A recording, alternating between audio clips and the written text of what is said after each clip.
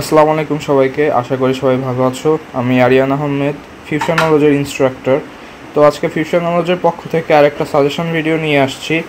সেটা হচ্ছে HSC 2025 chemistry suggestion.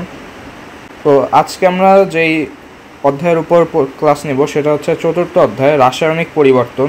তো প্রথম যে পার্ট কেমিস্ট্রির, সেই ফার্স্ট পেপারের এই অধ্যায়টা হচ্ছে ম্যাথমেটিক্যাল টার্মসে সবচেয়ে বেশি থাকে এই অধ্যায় থেকে। তো এই অধ্যায়টার ম্যাথমেটিকগুলো আমরা খুবই ভালো করে প্র্যাকটিস করব। তো আমরা এখানে ফার্স্টে টপিকগুলো সাজিয়েছি, যেমন ফার্স্টে আছে অ্যাটম ইকোনমি। তো অ্যাটম ইকোনমি থেকে প্রতি বছরই প্রায় ম্যাথ আসতে দেখা যায়। তো অ্যাটম ইকোনমির ক্ষেত্রে আমাদের একটা সূত্র জানতে হয়। তার আগে আমরা একটা বিক্রিয়া লিখি, যেমন এ প্লাস বি, তার এখানে উৎপাদ হবে হচ্ছে সি প্লাস ডি। তো ধরি এইটা আমাদের হচ্ছে কাঙ্ক্ষিত উৎপাদ বা ডিজায়ার্ড প্রোডাক্ট।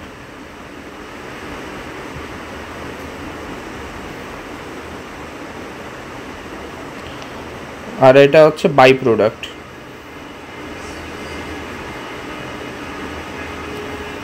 তো অ্যাটম ইকোনমির ক্ষেত্রে আমরা দেখি হচ্ছে আমাদের কতটুকু ডিজায়ার্ড প্রোডাক্ট উৎপন্ন হয়েছে পুরো উৎপাদের তুলনায়। তো এই ক্ষেত্রে সূত্র হবে হচ্ছে C divided by C plus D. তো অ্যাটম ইকোনমি যত বেশি হয় তো বিক্রিয়াটা তত গ্রিনার হয়। তো গ্রিনার হলে তখন এটা পরিবেশের জন্য বেশি বান্ধব হয়, পরিবেশ বান্ধব হবে। তো অ্যাটম ইকোনমি যত বেশি তত গ্রিনার। এই রিলেটেড অনেক সময় ম্যাথ আসতে দেখা যায়। তো এরপরে আমাদের যে টপিক আছে সেটা হচ্ছে ই ফ্যাক্টর। তো ই ফ্যাক্টরটা অনেকটা অ্যাটম ইকোনমির মতো হওয়ার কারণে এটা অনেকেই ভুল করে ফেলে। তো ই ফ্যাক্টরটা হচ্ছে তো কাঙ্ক্ষিত যে উৎপাদ এইটার তুলনায় কতটুকু বর্জ্য উৎপন্ন হচ্ছে সেইটার পরিমাণ। অ্যাটম ইকোনমির ক্ষেত্রে আমরা দেখতে পাই যে কাঙ্ক্ষিত উৎপাদের সাথে নিচে ভাগ গেছে পুরো যতটুকু উৎপাদ তৈরি হয়েছে সেটা, কিন্তু ই ফ্যাক্টরের ক্ষেত্রে আমাদের সূত্র হবে হচ্ছে এরকম,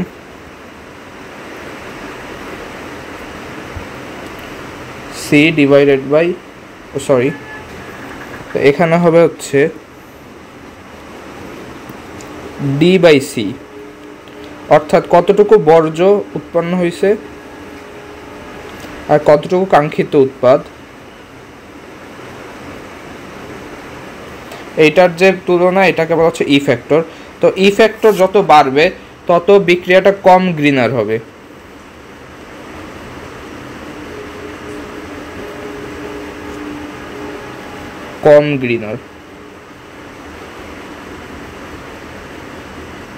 কারণ ই ফ্যাক্টর যত বাড়বে বর্জ্যের পরিমাণ তত বাড়বে।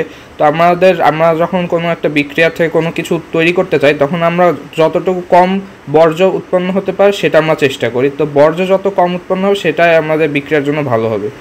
তো এখান থেকেও ম্যাথ আসতে দেখা যায়। এরপরে আমাদের যে টপিক আছে, যে এর আগে আমাদের আছে যে উভমুখী বিক্রিয়া, একমুখী বিক্রিয়া, এগুলো কিছু থিওরি আছে বইয়ে, আমরা সেগুলো দেখতে পারি। এরপরে আমাদের একটা টপিকস আছে যে কিভাবে উভমুখী বিক্রিয়াকে একমুখীকরণ করা যায়।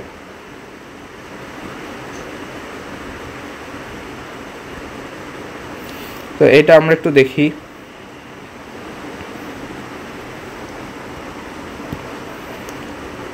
উভমুখী বিক্রিয়ার একমুখীকরণ।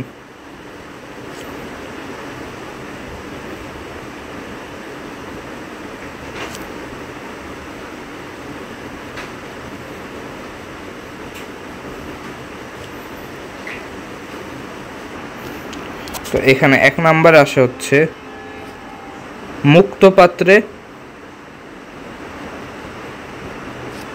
বিক্রিয়া পরিচালনা করা।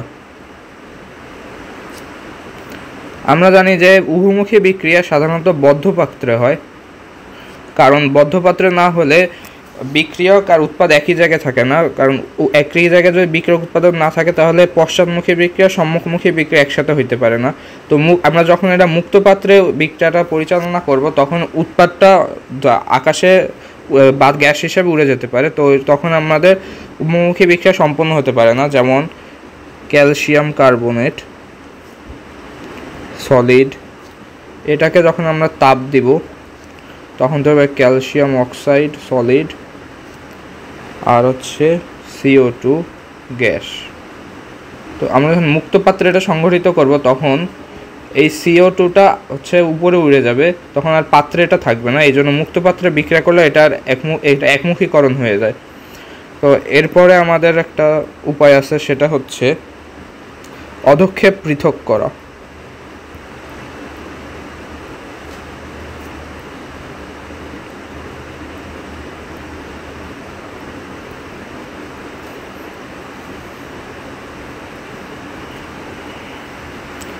তো এখানে আমরা একটা বিক্রিয়া লিখি, যেমন NaCl plus silver nitrate equal to NaNO3 plus silver chloride.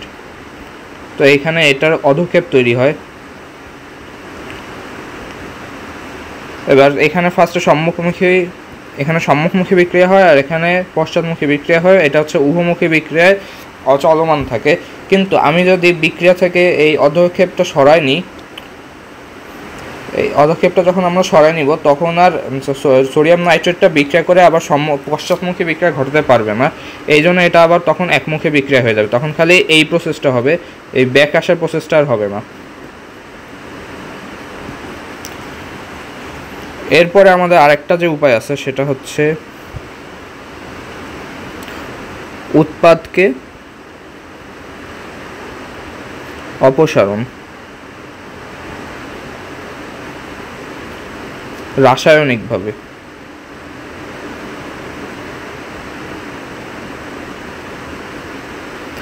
এখানে আগেরবার আমরা কি করছিলাম, আগেরবার এখানে AgCl এর অধক্ষেপ হয়েছিল, তো আমরা সেটাকে সরাই নিয়েছিলাম। কিন্তু এইবার আমরা করছি উৎপাদককে রাসায়নিকভাবে সরাই নিব।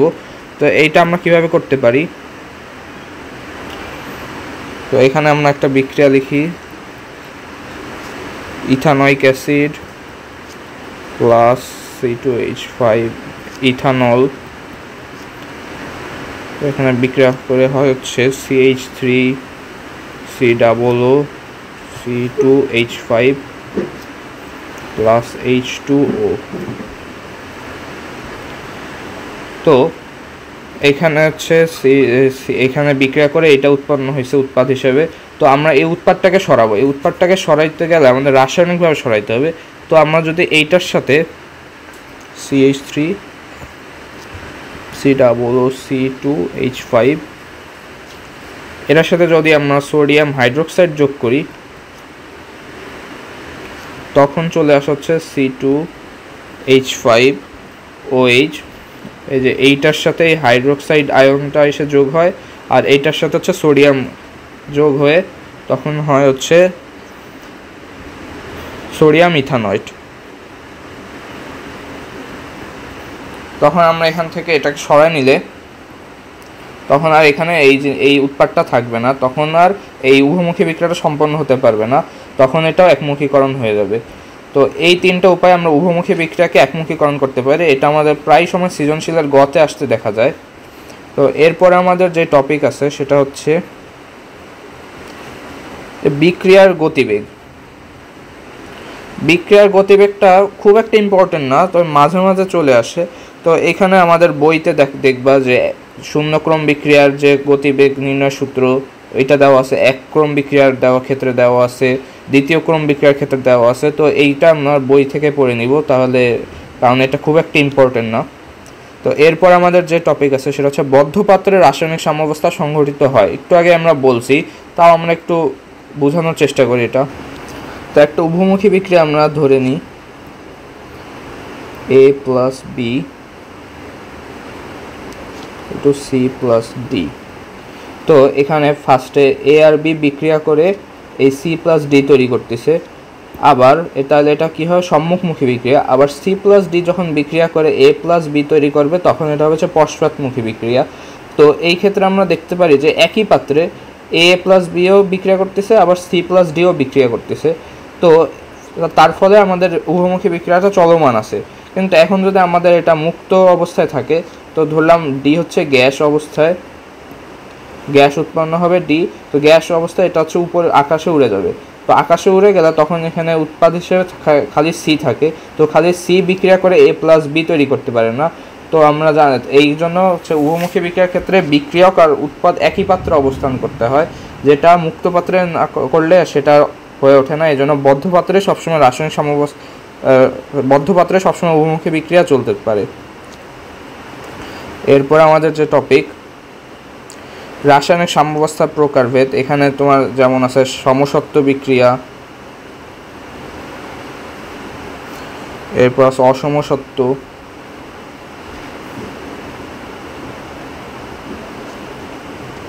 এরপর আছে হচ্ছে আয়নিক।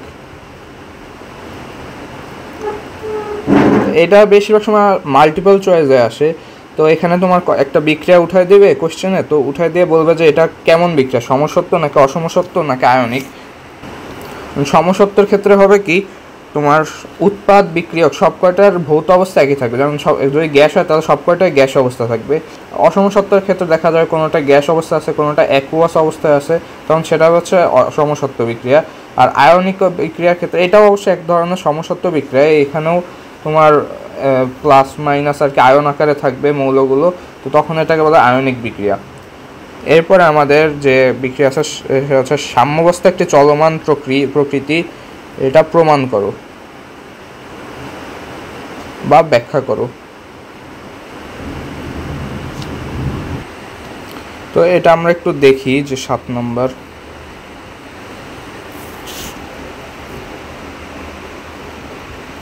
তো সাম্যাবস্থা হচ্ছে একটা চলমান বিক্রিয়া, এটা আপাত দৃষ্টিতে আমরা দেখা যায় যে এটা স্থির অবস্থায় আছে, কিন্তু আসলে এটা স্থির অবস্থায় থাকে না। এখানে বিক্রিয়ক আর উৎপাদের হারটা সমান হয়ে যায়, বিক্রিয়ার হার যখন সমান হয়ে যায়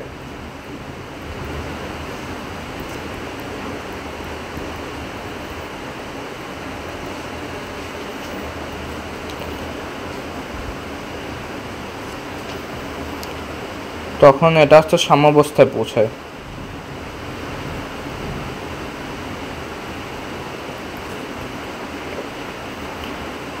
অর্থাৎ সাম্যাবস্থায় থাকলে যে বিক্রিয়া বন্ধ হয়ে যাবে এরকম না, কারণ সাম্যাবস্থায় থাকলে তখনও বিক্রিয়ক হচ্ছে উৎপাদে পরিণত হয় আর উৎপাদ বিক্রিয়কে পরিণত হয়। তো এটার আমরা একটা প্রমাণ দেখব, যেমন আমরা একটা উভমুখী বিক্রিয়া যদি লিখি H2 প্লাস I2, এটা বিক্রিয়া করে হয় হচ্ছে 2HI। তো এই দুইটা বিক্রিয়ার ক্ষেত্রে যখন এই বিক্রিয়ক থেকে উৎপাদ তৈরি হওয়ার হার আর উৎপাদ থেকে বিক্রিয়ক তৈরি হওয়ার হার যখন সমান হয়ে যাবে তখন এটা হচ্ছে সাম্যাবস্থায় পৌঁছাবে। তো সাম্যাবস্থায় পৌঁছালে আমরা বাইরে থেকে যখন দেখব তখন মনে হবে যে বিক্রিয়াটা স্থির অবস্থায় আছে, কিন্তু আসলে সেটা হয় না। তো এটা আমরা কীভাবে বুঝতে পারবো, যখন এই বিক্রিয়াটা সাম্যাবস্থায় থাকবে তখন আমরা এখানে ট্রেসার মৌল হিসেবে ট্রেসার মৌল হচ্ছে তেজস্ক্রিয় মৌল, যেগুলো হচ্ছে তোমার দিলে এটা সাম্যাবস্থায় মানে বিক্রিয়া চলমান কিনা এটা বোঝা যায়। যেমন ট্রেসার মৌল হিসেবে আমরা এখানে ব্যবহার করব হচ্ছে আয়োডিন 53 128 আইসোটোপ। তো এখানে আমরা যখন এই আয়োডিন আইসোটোপটা যোগ করব তখন এই যে HI আছে না, এই HI এর কিছু আয়োডিন, এটা তো নর্মাল আয়োডিন, তো এইখান থেকে আয়োডিন I2 53 128 আইসোটোপে পরিণত হবে।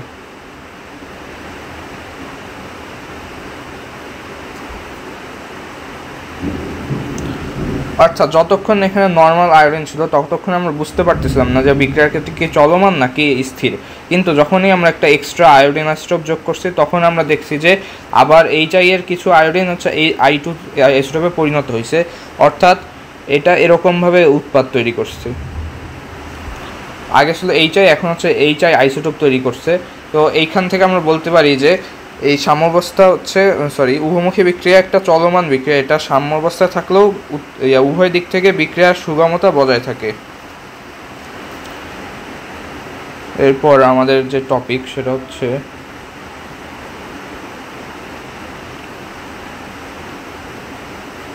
সাম্যধ্রুবক এর মান শূন্য বা অসীম হয় না কেন, এটা আমরা এখানেই দেখাই।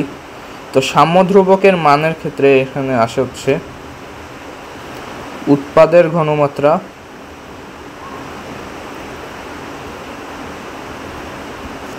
আর নিচে আসে হচ্ছে বিক্রিয়কের ঘনমাত্রা। এটা তোমরা সবাই জানো।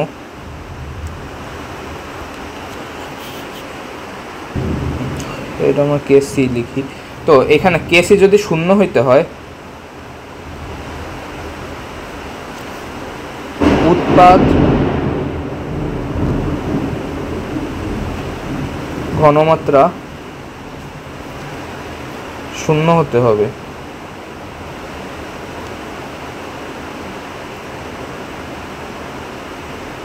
আর কেসি অসীম হতে হলে বিক্রিয়কের ঘনমাত্রা শূন্য হতে হবে।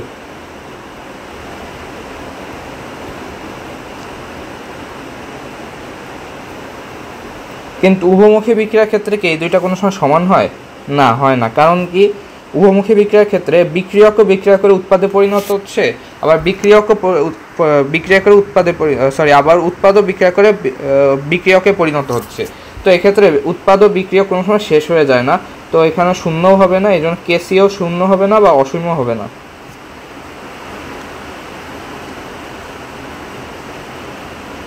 এরপরে আমাদের যে টপিক সেটা হচ্ছে কেসি ও কেপি এর সম্পর্ক রিলেটেড ম্যাথ।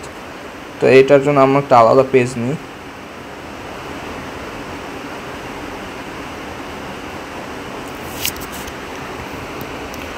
কেসি কেপি এর সম্পর্ক।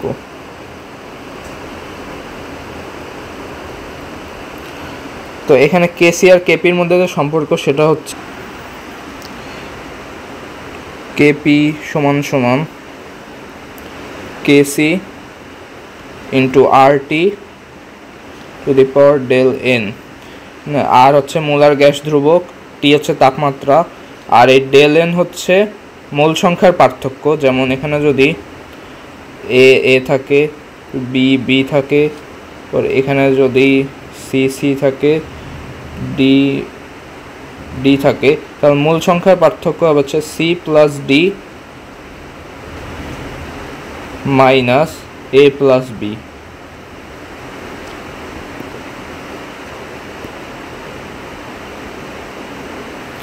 তো এই যে এন এর মানটা সেটা হচ্ছে এখানে বসাতে হবে। তাহলে এখানে বিভিন্ন ধরনের ম্যাথ থাকতে পারে, যেমন কেপি এর মান দিয়ে দিতে পারে, কেসি এর মান দিয়ে দিতে পারে। তো এখান থেকে টি বের করতে পারে, বিক্রিয়া দিয়ে ডেল এন এর মান বের করতে পারে, এরপর কেসি এর মান বের করতে বলতে পারে, টি এর মান কেপি এর মান দিয়ে। তো এগুলো আমরা গাইড থেকে বা টেস্ট পেপার থেকে অনেক ম্যাথ পাবো, সেগুলো প্র্যাকটিস করব বেশি করে। এরপরে আমাদের যে টপিক সেটা হচ্ছে তো এখানে একটা টপিক বাদ গেছে যে বিক্রিয়ার পরিবর্তনের সাথে কে এর পরিবর্তন। এটা খুব ইম্পর্টেন্ট। তো এটা আমরা একটু দেখি।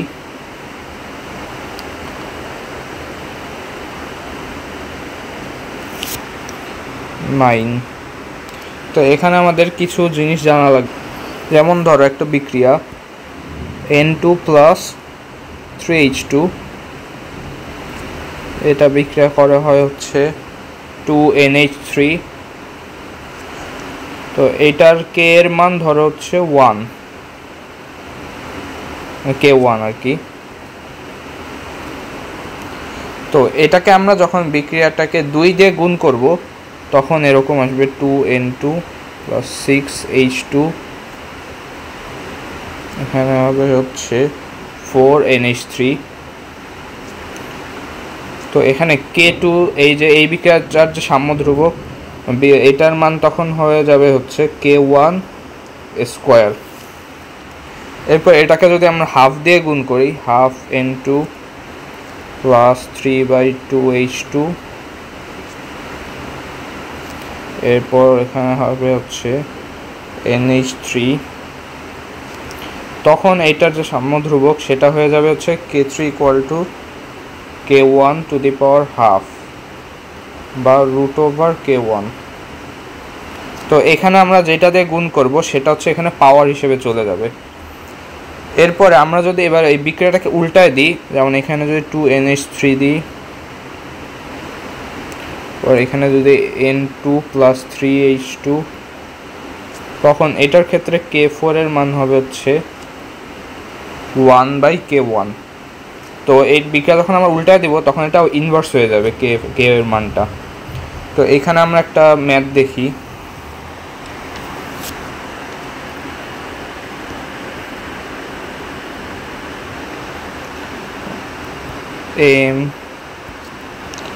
N Kc1 সমান 1, এটার যে Kcর মান এটার মান হচ্ছে 1। আবার N P Kc2 সমান 3, P Q Kc3 সমান 5। তো কোয়েশ্চেন হচ্ছে M Q এর Kc সমান ওয়াট। তো এখানে M আছে হচ্ছে এখানে আর Q আছে এখানে। তো আমরা যদি এটাকে যোগ করে দিই তিনটাকে, তো এখানে M আছে হচ্ছে এখানে, Q আছে হচ্ছে এখানে। এখন আমরা এই তিনটাকে যদি যোগ করে দিই তাহলে এখানে N আর এখানে N কাটা যাচ্ছে, এখানের P আর এখানের P কাটা যাচ্ছে। তো অবশেষে থাকে কি M আর হচ্ছে Q। তো এই ক্ষেত্রে Kc এর মান হবে হচ্ছে, আমরা যখন যোগ করব তখন এই Kc এর মানগুলো গুণ হবে। তো Kc এর মান এখানে হচ্ছে Kc1 × Kc2 × Kc3, 1 × 3 × 5। তো এইভাবে বিভিন্ন ম্যাথ আসতে পারে, কারণ Kc এর মান দিয়ে দেবে, পরে আরেকটা বিক্রিয়া দেবে, সেখানে Kc এর মান কীরকম আসে সেটা জানতে চাইতে পারে। তো এগুলো তোমরা প্র্যাকটিস করবা। এরপরে আমাদের যে টপিক সেটা হচ্ছে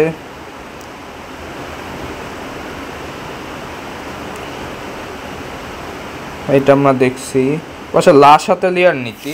তো এখানে আমাদের কোশ্চেন থাকে যে তাপমাত্রার কারণে লা শাতেলিয়ার নীতির কীভাবে পরিবর্তন হয়, চাপের কারণে কীভাবে পরিবর্তন হয়, ঘনমাত্রা কীভাবে পরিবর্তন হয়।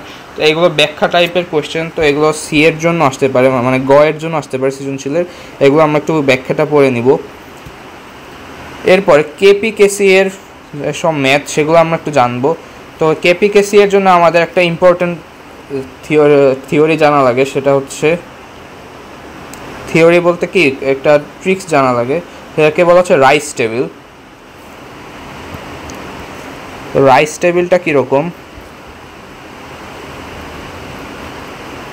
রাইস হচ্ছে আর সমান রিয়াকশান। তো রিয়াকশান আমরা একটা লিখি, যেমন PCl5 ভেঙে হয়েছে হচ্ছে PCl3 আর Cl2, এটা হচ্ছে রিয়াকশান। এরপর আই হচ্ছে ইনিশিয়াল, মানে প্রাথমিক অবস্থায় কীরকম আছে। এখানে যেহেতু মোল সংখ্যা 1, তো এখানে 1, আর উৎপাদ প্রথমে সবসময় 0ই থাকে যদি এই প্রশ্নে কোনো উৎপাদের মূল সংখ্যা দেওয়া না থাকে। এরপরে হচ্ছে চেঞ্জ, কতটুকু বিয়োজন হয়েছে সেটা হচ্ছে বের করতে হয় এভাবে,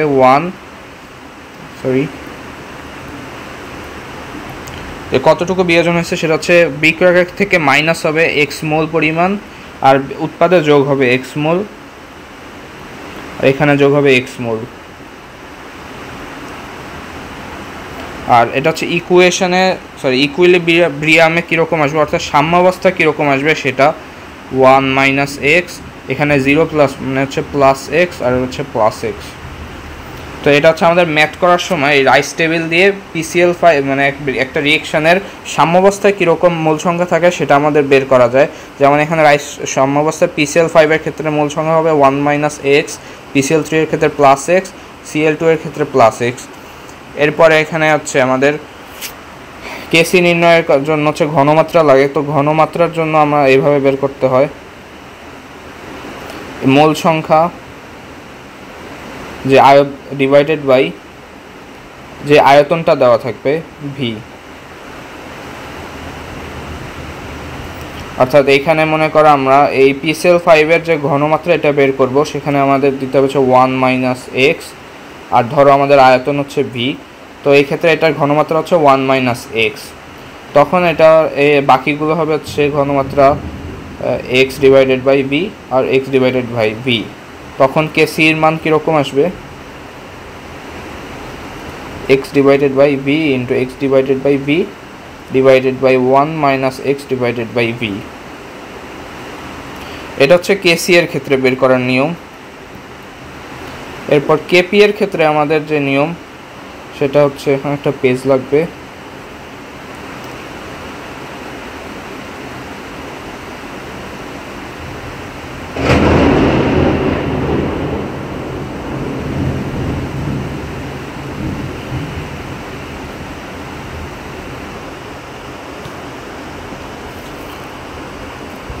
তো কেপি এর ক্ষেত্রে বের করার নিয়ম হচ্ছে, কেপি এখানে যেহেতু কেসি এর জন্য আমাদের ঘনমাত্রা লাগছে, আর কেপি এর জন্য লাগবে হচ্ছে আংশিক চাপ।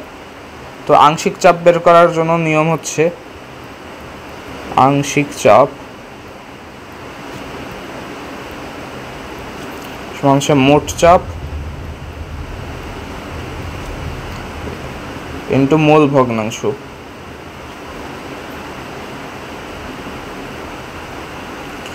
তো মোল ভগ্নাংশটা বের করব কিভাবে? মোল ভগ্নাংশ বা মোল সংখ্যা, মোল ভগ্নাংশ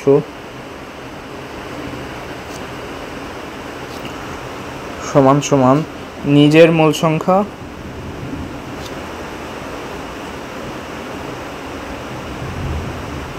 ডিভাইডেড বাই মোট মোল সংখ্যা।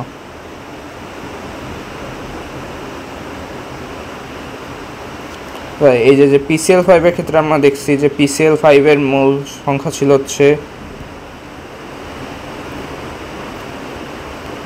1 - x, PCl3 এর ক্ষেত্রে n ছিল হচ্ছে x, আর NCl2 এর ক্ষেত্রে ছিল হচ্ছে x। তো এখানে মোট মূল সংখ্যা আসবে হচ্ছে n total 1 - x plus x plus x, অর্থাৎ 1 প্লাস x। তখন এক একটার মোল ভগ্নাংশ আসবে হচ্ছে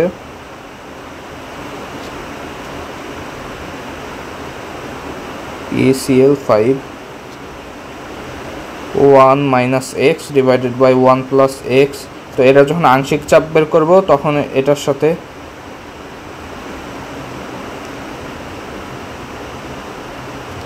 এই পুরোটা এখানে আসবে ইনটু মোট চাপ।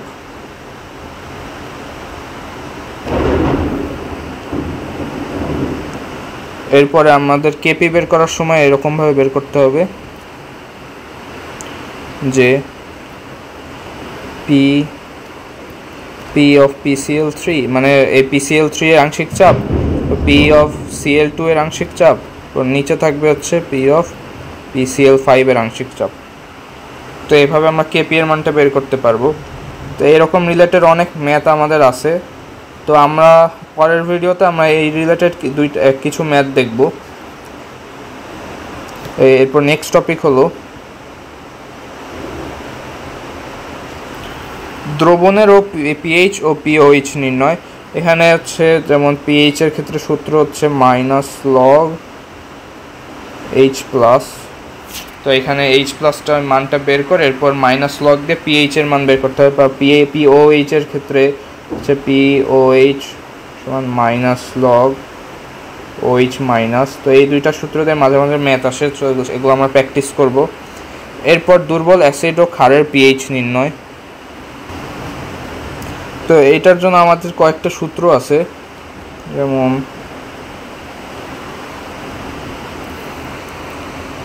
দুর্বল অ্যাসিড ও ক্ষারের পিএইচ।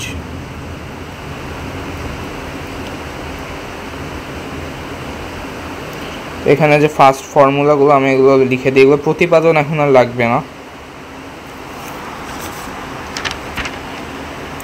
তো এখানে যে দুর্বল অ্যাসিডের বিয়োজন ধ্রুবক সেটার সূত্র হচ্ছে α² × c। এই আলফা হচ্ছে বিয়োজনের মাত্রা, তো বিয়োজনের মাত্রা স্কোয়ার, আর c হচ্ছে ঘনমাত্রা।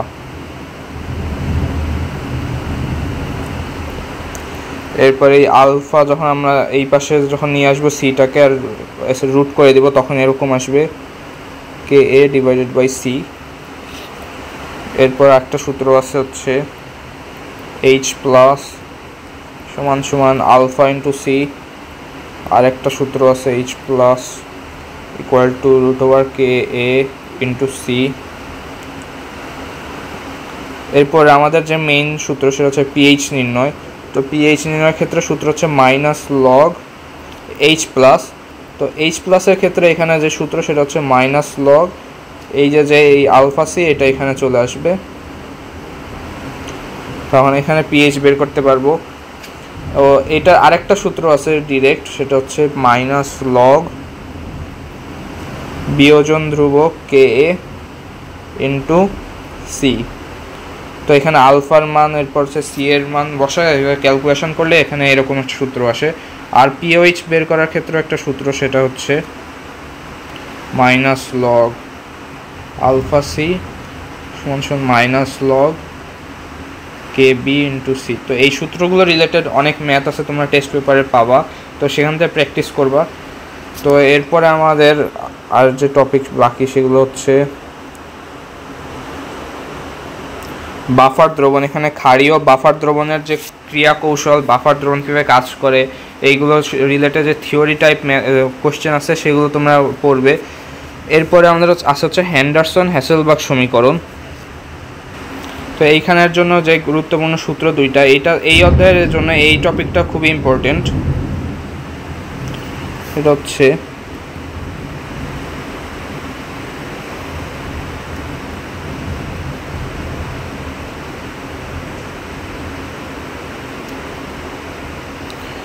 এখানে পিএইচ, অম্লীয় দ্রবণের জন্য পিএইচ নির্ণয়ের যে সূত্র, অম্লীয় বাফারের জন্য পিএইচ নির্ণয়ের সূত্র সেটা হচ্ছে পিকে প্লাস লগ, এখানে উপরে থাকবে হচ্ছে লবণের ঘনমাত্রা সল্ট, আর নিচে থাকবে হচ্ছে অ্যাসিডের ঘনমাত্রা অ্যাসিড।